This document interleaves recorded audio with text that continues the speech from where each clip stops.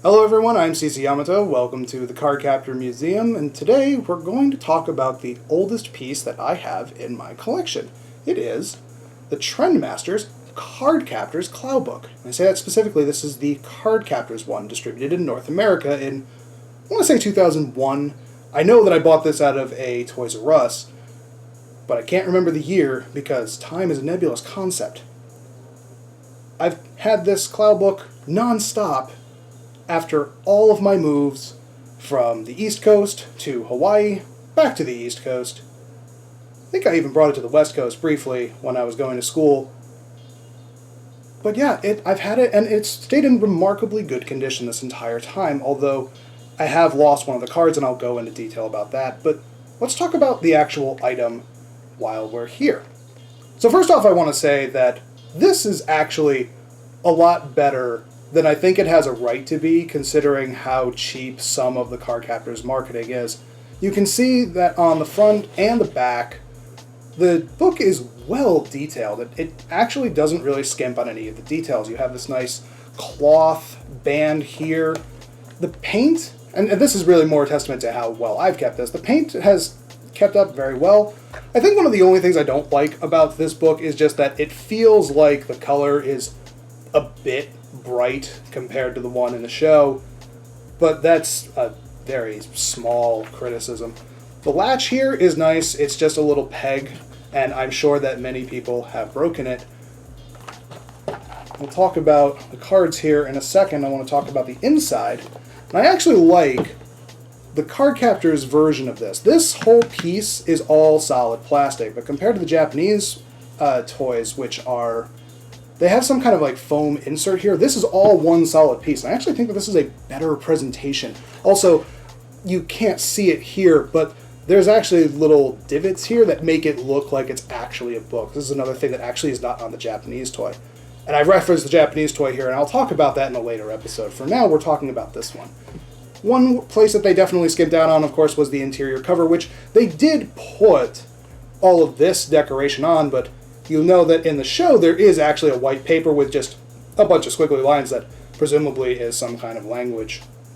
But they didn't put it here. I'm not sure why they, of all the places to skimp out on information or on detail, they didn't put that here, but overall, the Cloudbook itself is actually really well done. They also left the trademarking down here, but you really can't see it at all. That's one of the things that I actually really appreciate about this. Of course, branding is important, but presentation is also really important, and overall, I think this looks really well done. Now, let's talk about the cards, and put that aside, and we'll talk about the cards.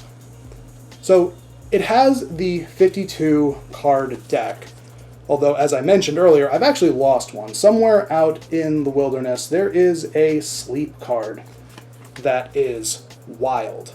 And that happened because in a shipping accident, the box that this was in busted open, and I didn't wrap the item to keep everything contained. So all the cards spilled out, but surprisingly, I only lost one. So, unfortunately, it's unfinished, but it's not really a problem. So, the cards are really well done here. They're not laminated, but they are glossy, as you can tell with some of the glare here. They are some kind of cardstock, not quite sure, but they're a good size. They are not rigid, but they do have a little bit of flexibility. And unlike the Japanese version, you actually see that these cards are entirely clean on the bottom. The Japanese cards actually spell out the word typed out in English for whatever reason, considering that it's right here. I think it has something to do with the fact that the Japanese toy makes their toy some kind of game, whereas these cards are just made to be, I would say, cosplay items, but considering that this was sold to 10-year-old girls, I'm not sure how many of them were cosplaying in the early 2000s. On the back, it's well put together. You can actually see that there is some trademarking down there. It's not that particularly offensive.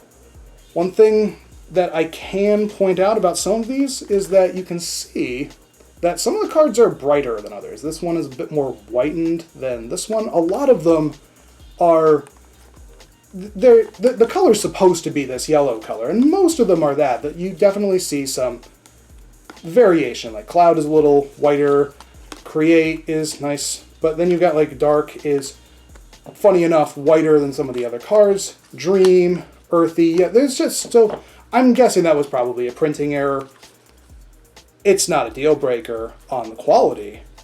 I think overall it's actually a very well put together toy for what it is. Now here's something that I get to do for this episode that I'm not going to be able to do for everything because I only started keeping packaging relatively recently, but I do actually have a boxed version of that, so we'll have a look at that. So here's what it looked like in the box. You could see very clearly the book on one side and a sample of cards on the other side.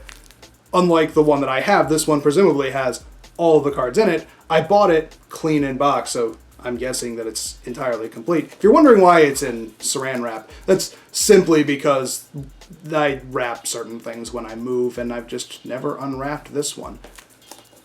On the back, there's actually something very interesting about the back, and it's really only interesting when you talk about Cardcaptors. Cardcaptors really tried to make the show gender neutral and make sure that Lee was mentioned on everything. But Lee is actually nowhere to be mentioned on this book. It just says join Sakura and Kuro as they collect the cards. And that makes sense because even with the edits that Cardcaptors made to the show, Sakura was the only one with the book. So this was specifically her item, even if the cards in the anime do go to more than one person. So it makes sense. It's just interesting from a marketing standpoint where, again, Cardcaptors really tried to make Lee an equal part of the action. So that's a quick rundown of the Trendmasters Cardcaptors Clear Book. Thanks everyone for watching. Be sure to do all of your YouTube stuff. And if you go over here, you can see a playlist of my other videos. Eventually, that will be a playlist of more videos like this. If you go over here, you'll see a video that YouTube has decided you would like, if you can trust them. But thanks everyone for watching. Tune in next time.